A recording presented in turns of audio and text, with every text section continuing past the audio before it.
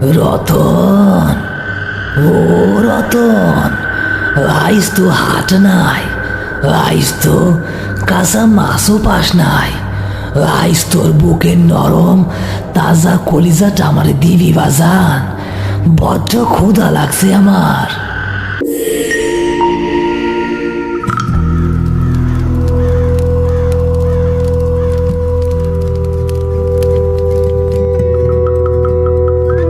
রাত তখন 11টা, চারপাশটা কুচকুচে অন্ধকার। শ্মশানঘাটের পাশের মেঠো পথ। রতন একাই বাজার করে বাড়ি ফিরছিল। তার হাতে বাজারের থলে, যার ভেতরে একটা বড় তাজা রুই মাছ রয়েছে। চারপাশটা নিস্তব্ধ। হঠাৎ রতনের মনে হলো তার পেছনে কেউ একজন হাঁটছে। রতন পেছন ফিরে টর্চ মারতেই দেখলো একজন চাদর গায়ে দেয়া বয়স্ক লোক দাঁড়িয়ে আছে। কে কে ওইখানে? কথা বলেন না কেন? ডরাইও না রতন বাজান, আমি এই গ্রামেরই মানুষ। হাট থাইকা ফিরতেছিলাম, একা একা পথ চলতেছিলাম তো তোমার এই দেখার ভালোই হইল, দুইজন একসাথে যাবো। ও আচ্ছা।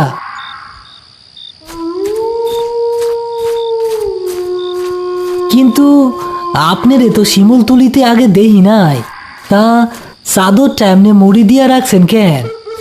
গরমের দিন তাও চাদর পরছেন? আমার একটু ঠান্ডার রোগ আছে বাজান, তা বাজারের থলেতে কি নিছ? বড় সুন্দর তাজা মাছের গন্ধ আসতেছে, লাল টকটকে রুই মাছ, তাই না?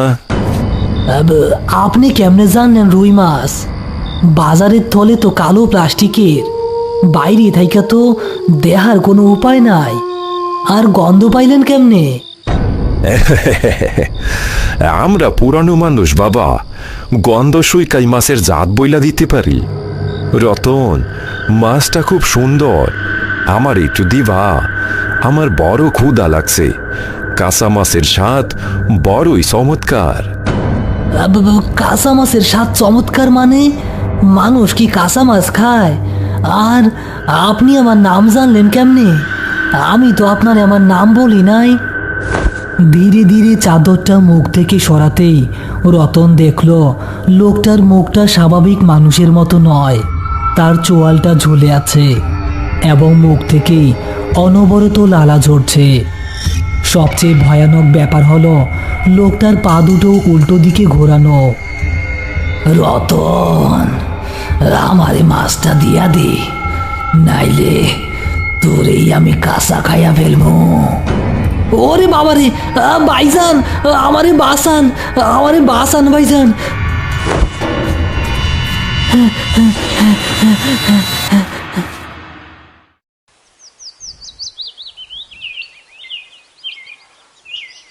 রতন, শরীরটা তো তোর এখনো কাইপা কাইপা উঠতাছে। রাইতে তুই ওই মেট্রো পথে আসলে কি দেখছিলি? বাজার সদাই সব ফালাইয়া এমনি জান লইয়া দৌড় দিলি কেন? ভাইজান, ভাইজান ও মানুষ আসিল না, ও আমার নাম ধইরা ডাকছিল। ও আমার বাজারের কাঁচা মাছ খাইতে চাইছিল। ওর পা দুইটা উল্টা দিকে গোড়ানো আসিল ভাইজান। ও ও আমারে জ্যান্ত খাইতে চাইছিল।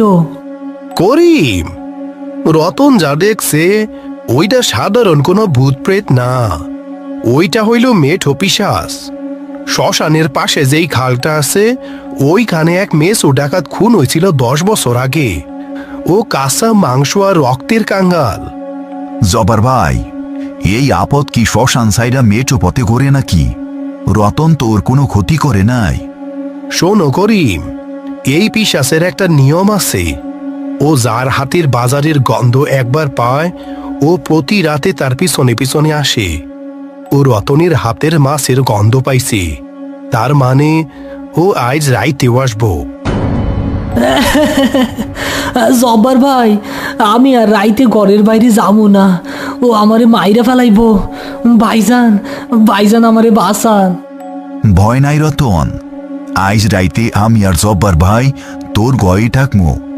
দেহি কোন বাপের বেটা মেঠো পিশাচ তোরে শুইতে পারে। আমার কাছে বাঘের চর্বি মাখানো রামদা আছে।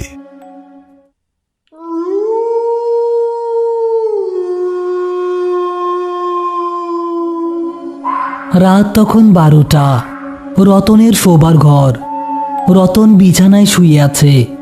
ঘরের সব দরজা জানালা শক্ত করে বন্ধ করে দেয়া।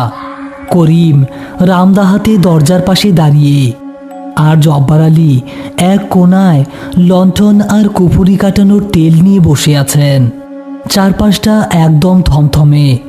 হঠাৎ ঘরের চালে খসখস শব্দ হতে লাগলো, যেন কেউ ওপর থেকে নখ দিয়ে টিন আঁচড়াচ্ছে। ভাইজান, ও আইসা পড়ছে।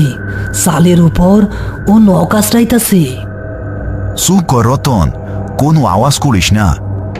হঠাৎ ঘরের সদর দরজায় সজোরে এক ধাক্কা পড়ল, আর তার সাথে সাথে দরজার নিচ দিয়ে কালো পচা পানি ঘরের ভেতর ঢুকতে লাগলো। রতন, ও রতন, আইস তো হাট নাই, আইস তো কাঁচা মাছও পাস নাই, আইস তোর বুকের নরম তাজা কলিজাটা আমার দিবি বাজান, বড্ড ক্ষুধা লাগছে আমার। করিম, ও তো দরজা বানার চেষ্টা করতেছে, দরজার কাঠ তো ফাইটা যাইতেছে। দরজার শুকনো কাঠগুলো মটমট শব্দে ফেটে যাচ্ছে। দরজার ওপারে থেকে সেই পৈশাচিক কণ্ঠস্বর আর দরজার নিচ দিয়ে কালো পচা পানির স্রোত ঘরের ভেতর ছড়িয়ে পড়ছে। করিম রামদা উঁচিয়ে দরজার সামনে তৈরি হয়ে দাঁড়িয়ে আছে। করিম, পিছে সরো, দরজা টিপবো না, ও বাইঙ্গা ফেলতেছে। ভাইজান, আমারে খায়া ফেলবো, ওরে বাবারে, আমারে বাঁচান ভাইজান। দরাম করে একটা শব্দ হয়ে দরজার কবজা ভেঙে একপাশে পড়ে গেল। দরজার অন্ধকার মুখে দাঁড়িয়ে আছে সেই মেঠো পিশাচ। তার চোখ দুটো আগুনের মতো জ্বলছে, আর হাত দুটো দীর্ঘ হয়ে ধারালো নখ বের হয়ে এসেছে। সে ঘরের ভেতর এক পা বাড়ালো। মারলাম তোরে খুব, শয়তানের বাচ্চা, শ্মশানে ফিরে যা। রামদাটি পিশাচের কাঁধে লাগতেই লোহা ভাঙার মতো ঝনঝন শব্দ হলো, কিন্তু পিশাচের শরীর থেকে কালো রক্তের ঘন পুঁজ বের হতে লাগলো। সে ব্যথায় চিৎকার না করে এক পৈশাচিক হাসি দিল এবং করিমের রামদাটি নিজের হাত দিয়ে খপ করে ধরে ফেলল। তার হাতের ছোঁয়ায় লোহার রামদাটি থেকে ধোঁয়া বের হতে লাগলো এবং লোহা গলে যেতে লাগলো। জব্বার ভাই, ও লোহার অস্ত্র তো হাত দিয়া গলায় ফেলতেছে। এর গায়ে কি বিষ নাকি? করিম, রতন, তোমরা পিছে সরো, আগুনের কোনটি পার হওয়ার ক্ষমতা ওর নাই। দাউ দাউ করে ঘরের মেঝেতে আগুন জ্বলে উঠল। আগুনের দেয়াল দেখে পিশাচটি থমকে গেল। সে রাগে গর্জে উঠে নিজের দীর্ঘ নখ দিয়ে দরজার ফ্রেম খামচাতে শুরু করলো। আইস তোর আগুন দিয়া বাঁচলি, কিন্তু কাইল তো আমাবস্যা। কাইল রাইতে আমি তো তিনটারে শ্মশানের চিতার তলে জ্যান্ত পুইতা রাখবো, তোদের রক্ত দিয়া আমার খিদা মিটামো। পিশাচটি অন্ধকারের মেঠো পথের দিকে পিছিয়ে গিয়ে বাতাসে মিলিয়ে গেল। আগুন আস্তে আস্তে নিভে গেল, কিন্তু ঘরে রয়ে গেল এক পচা লাশের তীব্র গন্ধ।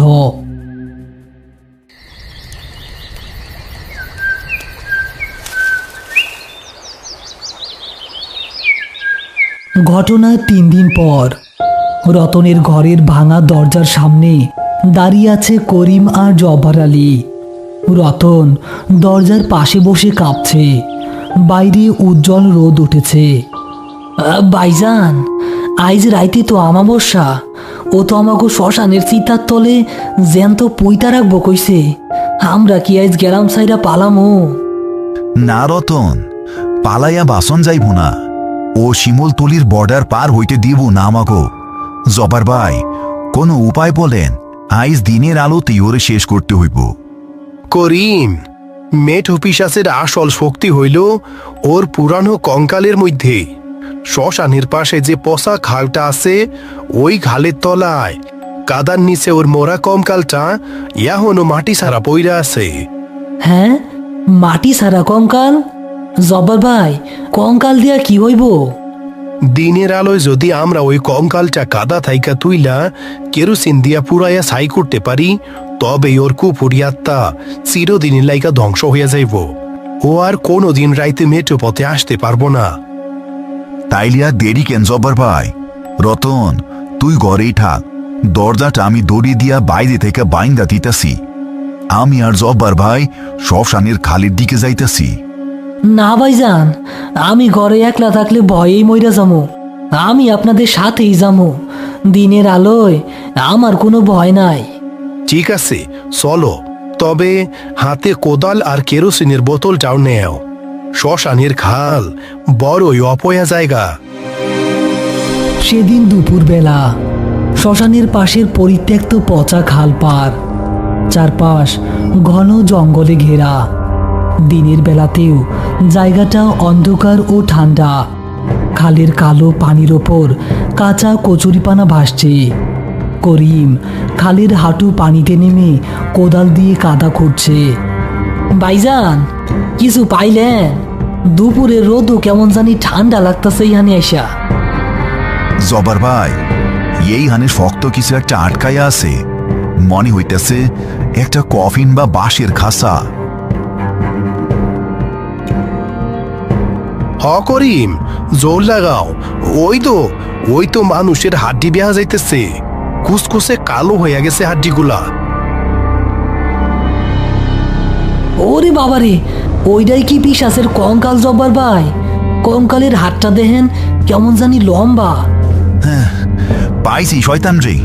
রতন, জলদি কেরোসিনের বোতল আর দেশলাই দে। কঙ্কালটি খালের পাড়ে তুলতেই চারপাশের জঙ্গল থেকে এক ঝাঁক কালো কাক চিৎকার করে উড়ে গেল এবং কঙ্কালের কাটা মাথাটার চোয়ালটি নিজে নিজেই নড়ে উঠল, যেন সে যন্ত্রণায় কোকাচ্ছে। করিম, আগুন জ্বালাও। আমাবস্যার রাইট আসার আগেই ওরে ছাই করতে হইব। পুইরা ছাই হইয়া তা শয়তান। জ্যামতো মানুষের লোভ করা আইস থাইকা বন্ধ তোর। দাউ দাউ করে আগুন জ্বলে উঠল। কঙ্কালের হাড্ডিগুলো আগুনে পুড়তে পুড়তে মটমট শব্দ করতে লাগলো।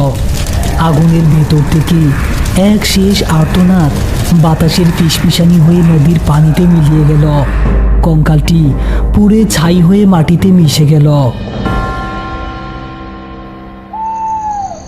সেদিন রাতের বেলা রতনের ঘরে নতুন দরজা লাগানো হয়েছে। করিম, রতন আর জব্বার আলী কপির আলোয় বসে আছে। চারপাশটা একদম নিস্তব্ধ। কোনো খসখস শব্দ নেই, দরজায় ধাক্কার কোনো শব্দ নেই। ভাইজান, আজকা তো আমাবস্যার রাত, 12টা বাজা গেল, কিন্তু মেট্রো পথে কোনো আওয়াজ নাই কেন? বাতাসটাও কত শান্ত। ও আর কোনোদিনও আসবো না রে রতন। ওর কঙ্কাল পইলা ছাই হইয়া গেছে। ওর কুপুরি শক্তি চিরদিনের লাইকা ধ্বংস হইছে। ও মুক্তি পাইয়া গেছে। মেটো পিশাচের অধ্যায় আইস থাইকা শেষ। রতন, তুমি এখন নিশ্চিন্তে বাজার করতে পারবা। তবে রাইতে বাজার থেকে ফেরার সময় একটু সাবধানে থাইকো। জব্বার ভাই, আমি একটা সিদ্ধান্ত নিছি। কি সিদ্ধান্ত রতন? আইস থাইকা আমি আর রাইতে শ্মশানের মেট্রো পথ দিয়া বাজার কইরা ফিরবো না ভাইজান। দিনের বেলাতেই সব সদাই কইরা ফেলবো। আর বাজারে মাছ কিনতে গেলে প্লাস্টিকের ব্যাগের বদলে বাঁশের খাসা ব্যবহার করবো, যাতে কেউ আর গন্ধ না পায়। করিম আর জব্বার আলী রতনের কথা শুনে জোরে হেসে উঠলেন। রতনের মুখেও অনেকদিন পর এক চিলতে স্বস্তির হাসি ফুটে উঠল। ঘরের কপিটি শান্তভাবে জ্বলছিল, যেন আমাবস্যার গভীর রাতেও শিমুলতলির বাতাস আজ পরম শান্তিতে ঘুমাচ্ছে।